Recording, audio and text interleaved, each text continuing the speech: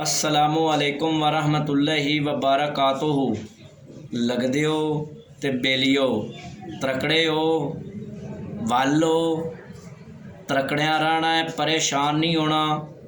ते अज दी गल जनाब शुरू करने आ। गल इंज है कि बादशाह हुंदा है ते दरबार दे अंदर ना गल्लां बातां हो रही होंदियां ने, कचहरी दे अंदर गल्लां बातां हो रही होंदियां ने ते बादशाह सवाल करदा है कि कामयाब करदार वास्ते या कामयाब बनने वास्ते तरबियत का होना ज़रूरी है या कि मौल का होना ज़रूरी है।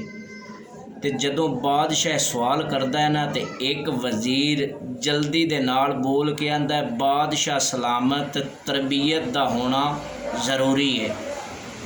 तो जदों वो गल करता है ना तो दूआ जिहड़ा वज़ीर है एक और वज़ीर बोलता है, वो आंदा नहीं बादशाह सलामत इंज नहीं, तरबियत दे नाल कामयाब बनने वास्ते, कामयाब करदार वास्ते तरबियत का भी होना ज़रूरी है तो मौल का भी होना ज़रूरी है।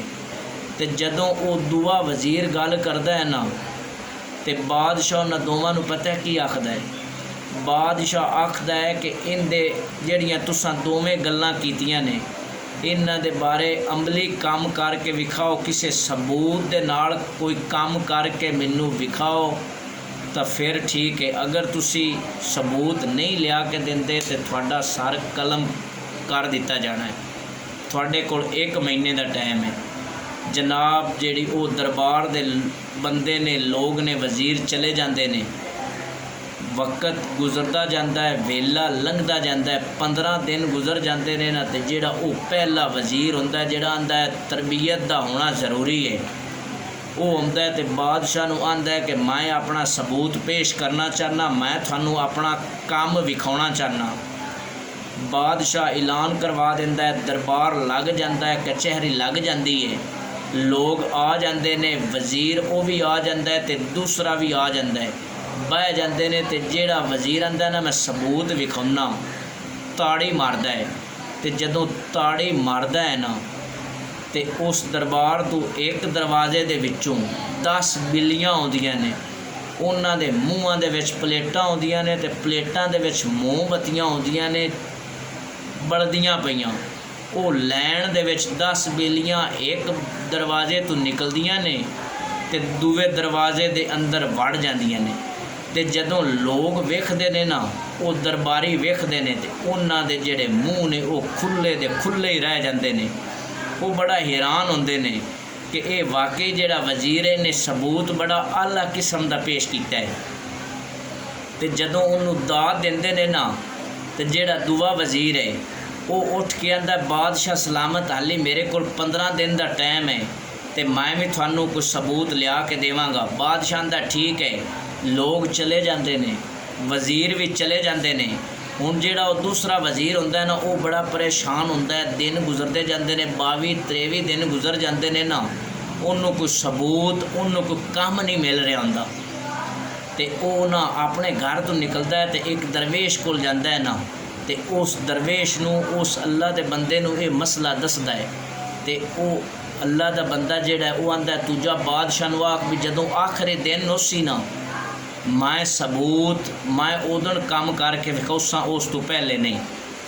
वो वज़ीर जाता है बादशाह नूं आंदा है जी जदों आखिरी दिन उसी ना उस दे मैं थानू सबूत लिया के देवांगा, काम अपना विखावांगा।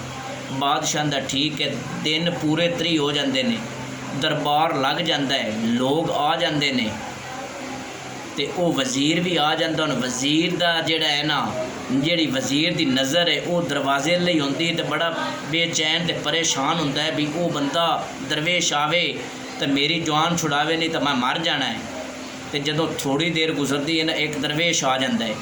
तो जदों दरवेश आ जाता है ना पता है की होंदा है, दरवेश जिस वक्त आ जाता है तो वो बादशाह नूं सलाम करता है तो करके आंदा है मेरे को टाइम जी थोड़ा है। तो जिहड़े वज़ीर ने अगे तरबियत के बारे सबूत विखाया ना दोबारा विखावे। वो वज़ीर आंदा कोई मसला नहीं, ताड़ी मारदा है। तो उस तरह 10 बिल्लियां एक दरवाजे दे विचों निकलदियां ने, मूँह विच उन्हां दे प्लेटां आउंदियां ने ते उन्हां प्लेटां दे विच मोमबत्तियां रखियां होंदियां ने। एक दरवाजे दे विचों निकल के ते ਦੂਵੇ ਦਰਵਾਜ਼ੇ ਲੈ ਜਾਂਦੀਆਂ ਪਈਆਂ ਹੁੰਦੀਆਂ ਨੇ ਨਾ, ਤੇ ਜਦੋਂ ਆਦੀ ਦੇ ਵਿੱਚ ਦਰਮਿਆਨ ਦੇ ਵਿੱਚ ਆ ਜਾਂਦੀਆਂ ਨੇ ਦੂਵੇ ਦਰਵਾਜ਼ੇ ਤੇ ਉਸ ਦਰਵਾਜ਼ੇ ਦੇ ਵਿੱਚ ਉਹ ਦਰਵੇਸ਼ ਉੱਠਦਾ ਹੈ ਤੇ ਉਹਦੇ ਕੋਲ ਹੁੰਦਾ ਝੋਲਾ।